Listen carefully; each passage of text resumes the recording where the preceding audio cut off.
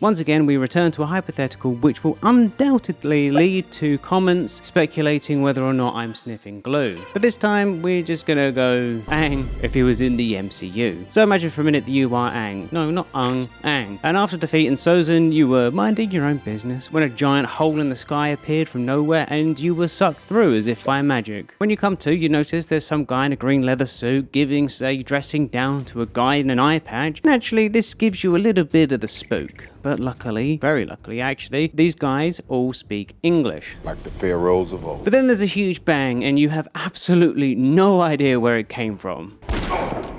Is this guy part of the Red Lotus? Is this guy Sparky Boom Boom Man in disguise? I mean, at this point you have barely looked around at your surroundings. Everything is kind of weird and shiny, but you stay still. And the group of scary people leave, taking with them a strange looking bag. Either way, you pick up the guy that was just exploded, but he seems relatively fine. The dude literally just took explosion bending to the chest and got up like it was nothing. Are the people here gods? But he looks at you with this one eye and says, "What in the fuck? Why is there a child here? Why are you wearing a monk robe?" You just take it back. He swore at you. Why would he swear? You just tell him you are Aang and you are the Avatar.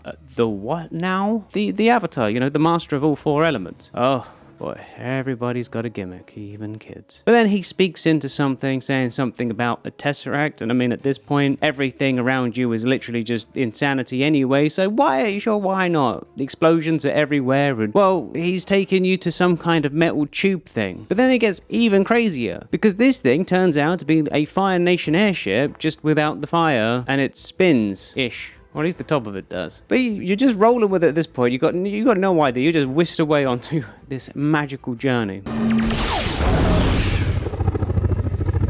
But you come across this guy, and he apparently is like Azula's long-lost brother or something, because he has blue flames as well. And blue flames are pretty cool. But the flying spinny thing gets absolutely brutalized by this blue fire, and you realize it's up to you to save the day. This eye patch man isn't probably going to do anything, except for maybe explode some stuff. So you grab him, jump down onto the ground, and face up against this very obvious firebender. And so you ask him, "Who are you, and why are you trying to kill these people?" "I am Loki, soon to be king of Midgard." "What?" "And you are in my way." So you do what any reasonable avatar does in a moment of crisis against someone like this. You throw hands. You air scooter towards him, fall to the ground and use rock bending to lock his feet in place, and then draw in close and hold him down with, well, more rocks. My, impressive, he says, as he fades into a green shimmer. You look around, like he's gone. He's riding another one of those thingy things that looks like a cabbage cart, but is driving itself for what? But the eye patch man, he looks at you. "Aang, huh? Yep. Nice to meet you. Was that your flying bison the man destroyed?" "Under the circumstances, and I don't know if it's..."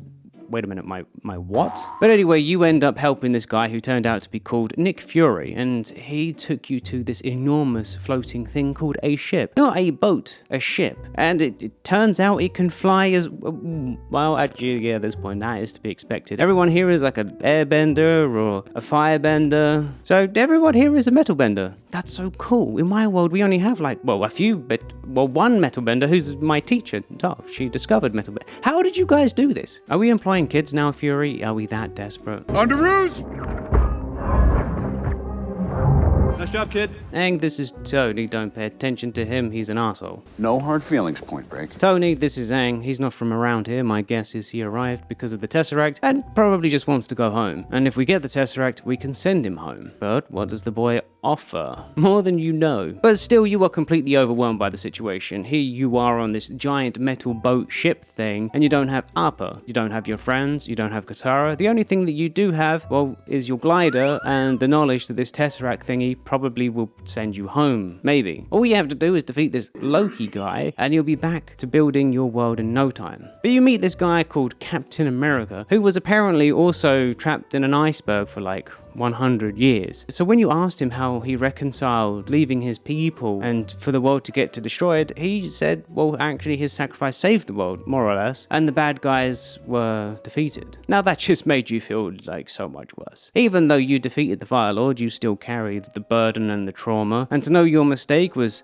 a mistake and not a sacrifice. You could have saved millions. You could have saved your people. It just feels so wrong, especially when you're not in your home anymore. So you ask him, would you go back if you could? And he says, yeah, probably. But the things have worked out for the world so far, and, well, the sacrifice was worth it. It was worth it? Yeah, I mean, there's problems. There's always problems. But so long as you make the right decisions, you can always stand by them. But you're mortified. Like, you don't think you made the right decision. Neither did I. But if there's still hope for tomorrow when before there was none, I think that's what makes a decision good when dealing with, well, whatever this is. So you think me running away from my people in the middle of the night because I couldn't have the responsibility of being the most important person in the world only to be frozen for 100 years and then my entire culture was eradicated by one nation was fine? Well, actually, we had a similar thing. One guy tried to eradicate an entire nation too, more or less. But we put a stop to him. Yeah, 100 years later I took away his power and I turned him into a normal person, but my people are gone and I'll never get them back. You didn't kill him? All life is sacred, even that of my worst enemy. You sound like Spider-Man. Spider-Man? Like the Spider-Fly something? No, actually, he doesn't exist yet. The writers just wanted to include this joke. And then there was Banner, who was nice, and he was the one who explained to you that this is all electricity, is all lightning. You was like, whoa, okay, everyone's a lightning bender as well. He did think it was funny that you did call it lightning bending, and he said something about, like, Benjamin Franklin or something, and a kite. And then there's Tony Stank,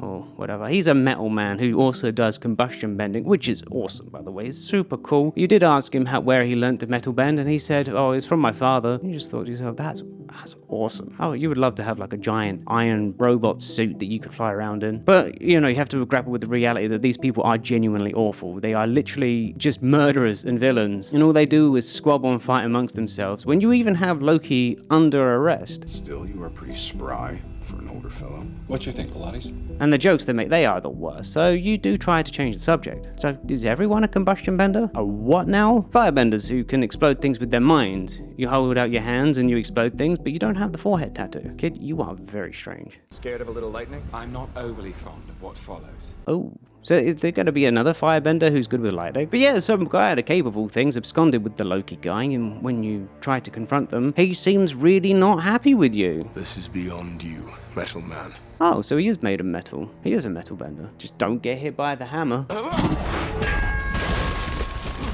So you do try to fight this Thor guy. You use your usual tricks. You use air bending to dodge the hammer. You use the earth bending to try and hold him back. He even tries to throw a hammer at you. And, well, you try to grab it. You didn't want to get hit by it, but you tried to grab it. But it just takes you away. And then he throws down the biggest lightning bolt you've ever seen. Thankfully, you managed to redirect it just in time. But you didn't pay attention to where it was going. And because it was just a bit too strong to manage. It made Ozai look pretty pathetic, honestly. Oh, that was lucky.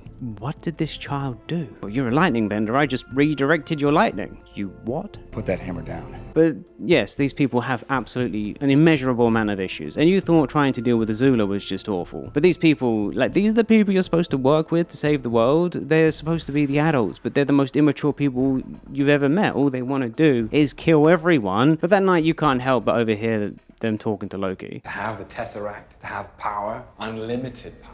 But are they talking about literal electricity to power their things, kind of like power, or are they talking about like the abstract power, how Zuko is king of the Fire Nation kind of power? Either way, you know what they're saying is wrong. Look guys, power isn't something to be good or aspire to. We Air Nation monks detach ourselves from the world so we don't become a ferocious lion bear and eat everyone around us. A lion bear? But apparently that doesn't work and they all go in a huff and go in their own way. No one seems to care about what you have to say. Instead, they just go on and on about the words.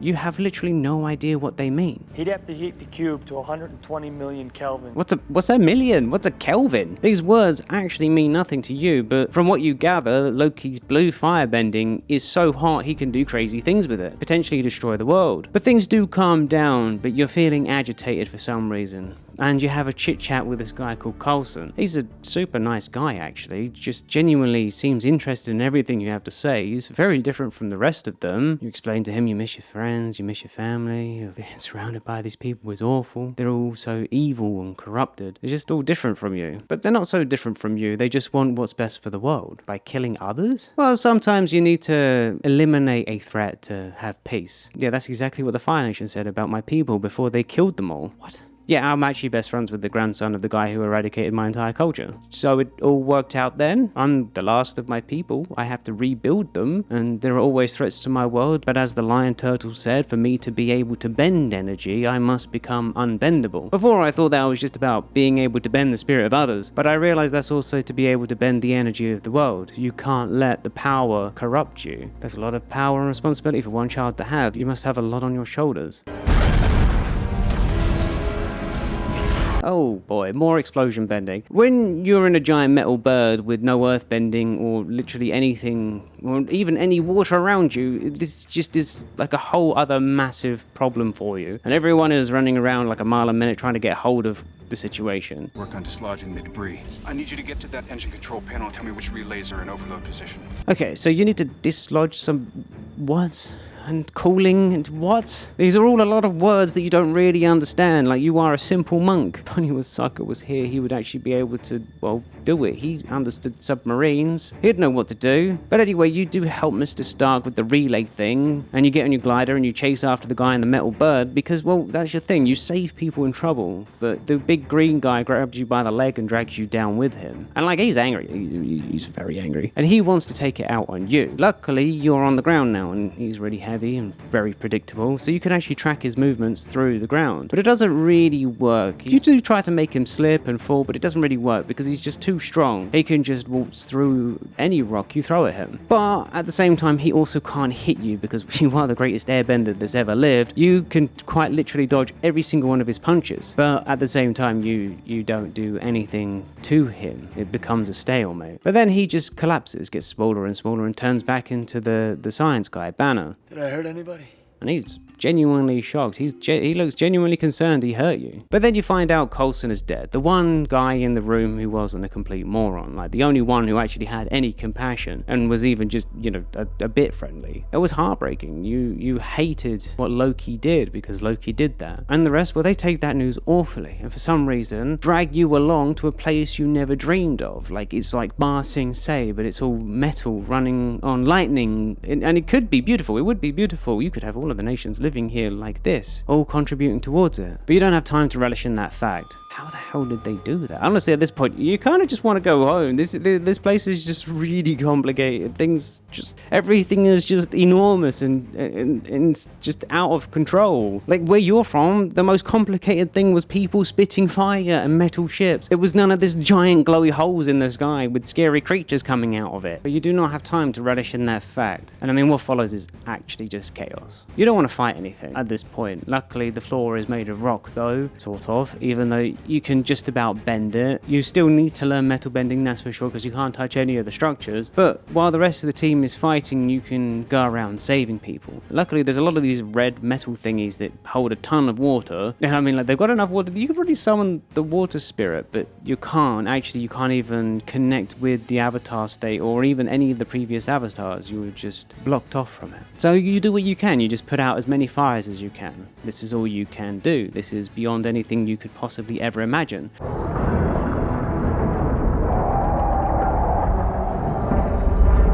Well, it's a good job you didn't get punched by him. That would not have ended well for you.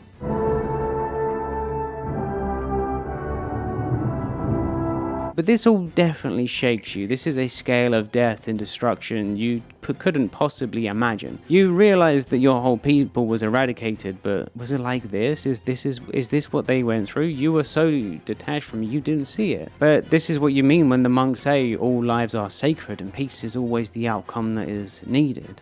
Because, well, otherwise things turn into this. And not just peace, like peaceful resolutions, so you wouldn't end up in a war that destroys cities like this does.